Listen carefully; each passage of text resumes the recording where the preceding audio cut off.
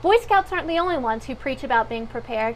Realtors want your home ready to sell. I'm here with Shay Jarbo from ValleyMLS.com. Shay, it's great to have you here. Thanks for having me, Catherine. Shay, what are some things that people can do to get their home prepared to sell? Well, we want you to start off on the right foot to begin with. So, of course, we want to suggest that you find a great fit in a realtor to help you with your needs. The realtor will be able to help you price your home right to begin with and give you several tips to get you going and put your best foot forward when those people start looking. And you know, it's like I like to say, a realtor is a great tool. You can learn, people say, oh, I can sell it online. I can learn to highlight my hair online, but it doesn't necessarily mean it's a great idea. You want a professional to help you out. Exactly. Take advantage of their expertise. When it comes to pricing, market statistics, history, and trends, rely on them to help you through the process. And they can help you achieve a more positive outcome.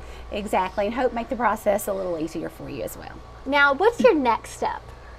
Well, we want to begin talking about the home itself. Like we said, put your best foot forward. And remember, first appearances can be everything. So yes. Just like you want to show up on time and show up well, we want your house to look well. And since we're seeing most buyers hit online first to take a look at those homes, what better way to start than curb appeal and photos? Online is most people's first stop when they're looking for a home. So if your pictures aren't appealing, that's kind of a barrier at stage one. Exactly. If they can't get past that first photo, they're not even going to come inside the house. So give them something to really want to see, but give them enough information to feel like they know what that house is about before they get there. Draw them in. Make sure those photos look very good. Even professional photography is a great asset. This is a great example of a home that looks very well taken care of, and buyers get excited when they see that. They feel like the home has been well loved. Remember, if they see issues when they walk in the door, they start adding those dollar signs up, and that can hurt the seller. So that best first step in is what you're wanting to have. And I love how this one is set up. Now, did this property use staging? It appears they did use staging. Of course, staging doesn't have to be expensive. You can bring someone in to help you use what you have. An outside perspective sometimes help you put things to where your home better shows. Empty homes don't always give a buyer an idea of what they can do with it. They don't always have a vision. So having something there for them to see is a great option. I just love this. It makes it a setting where you can see yourself moving in. It does. When it feels like home, people want to stay, they want to look, and they fall in love. So we love to see this great appearance. Now, pictures are just one aspect of staging. What's another tip that you would give home buyers and sellers? So decluttering. So when you live in a home, you don't always realize how much you have. And it's very personal, and it's to your taste. So it's great if you can always remove at least a third of what you have. We never realize how much we have until we do that. That's a good number to have, and especially looking at these photos.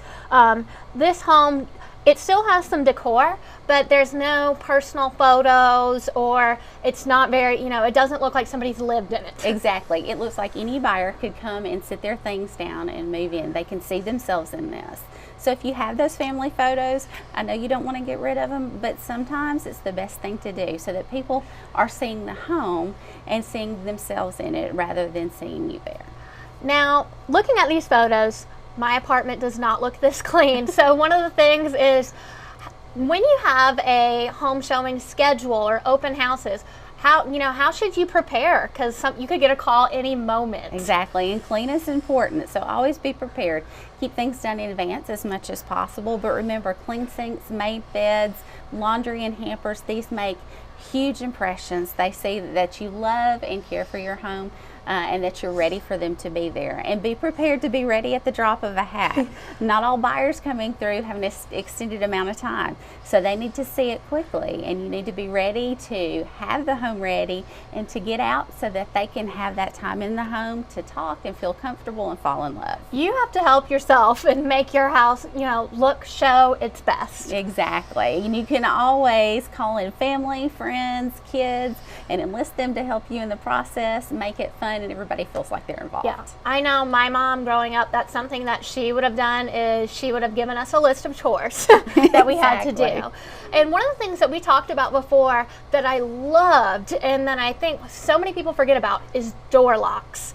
I can't tell you how many times I've dog sat for people or been over to a friend's house and people have keys and you're trying to open it up and you're like, can't get it open. I've had to call people and be like, hey, is there another way to get in?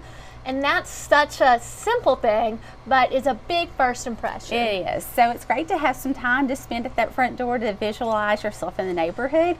But if you're fighting to get in the house, that's probably not a great thing. That buyer's thinking, okay, what else am I going to find wrong?